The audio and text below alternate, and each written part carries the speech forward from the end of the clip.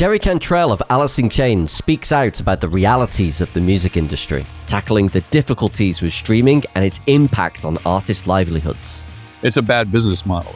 I'm no different than anybody else. I still got to pay the bills too, and I got to work, and this is my job. In a new interview with Primordial Radio, Cantrell has opened up about how music distribution has changed over the years and what it really means for artists' livelihoods. There's been a lot of talk recently about how bands and artists are struggling to manage financially. What does that look like? Do you still need to keep pushing and trying to survive in the modern age of streaming? The music business really wasn't set up in a very equitable way. It was kind of predatory loans, to bands that you paid back at 75 cents on the dollar. And as far as keeping your publishing, that was a real battle, and very few artists did that. The new model has taken that and kind of intensified it a bit. I was looking at, can't remember the artist, but I was looking at something that gets millions and millions of streams or whatever, and people are being paid 1,000th of a cent.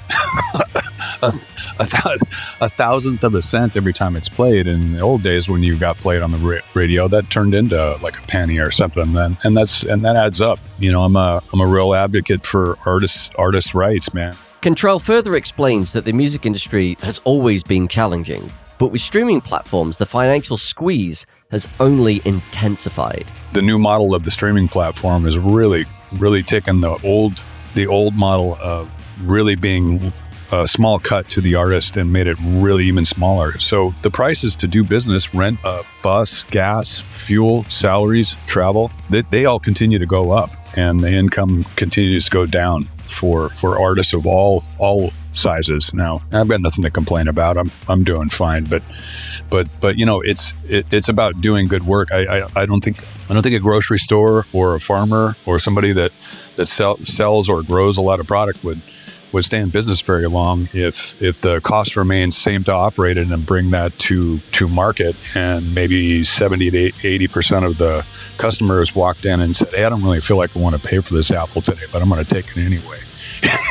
You know what I mean? Despite all of these challenges, Jerry Cantrell still remains very grounded and focused on what he does best, which is making music and sharing it with his fans. But it's clear that Jerry Cantrell wants a fairer deal for artists. It's a bad business model. It would be nice to see it a little bit fairer toward the artist. Sure.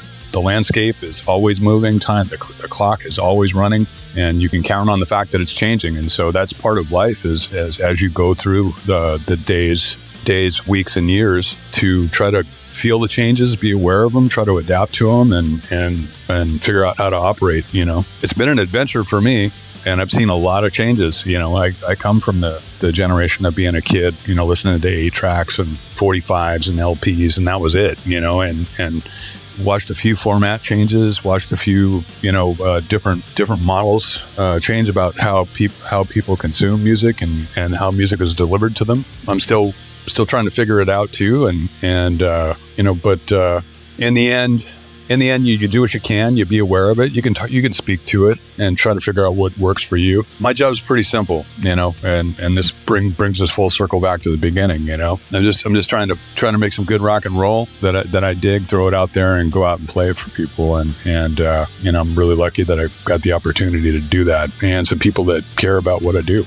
And ultimately, I think this is something that we can all support. I haven't met any fans from the rock and metal scene who don't want a fairer deal for artists. And while streaming has made it easier than ever for fans to access music, the tiny payouts that bands get from it means that the vast majority of bands just don't earn a sustainable income. And so because they don't earn a sustainable income, they have to put their efforts and their energies into other things, side hustles, and so many other different projects, which means ultimately they're not working on the very thing that it is that we want them to work on, the music.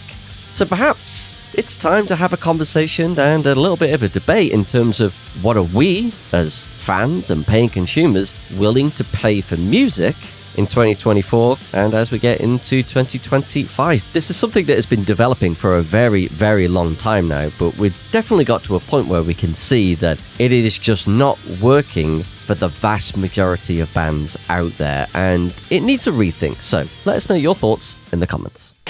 Primordial Radio.